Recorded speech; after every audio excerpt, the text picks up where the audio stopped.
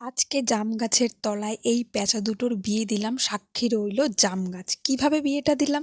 Hello, কাঠগোলাপে আমি শুক্লা। আসলে এই বিয়েটা দিতে গিয়েই দুটো পিঁড়িকে আমার ভালো করে ঘষে মেজে পরিষ্কার করে সুন্দর করে রেডি করতে হয়েছে। তার পিছনে আমার কি কি হয়েছে দেখো।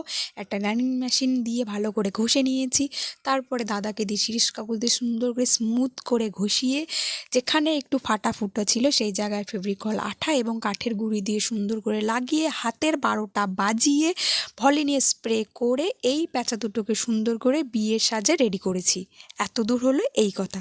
এবারে কিছু মানুষ আছে, কেন প্রোডাক্টের দাম এত বেশি, তার পুরো ডিটেলসটা আজকে আমার ভয়েসের মাধ্যমে আমি দিয়ে দিলাম।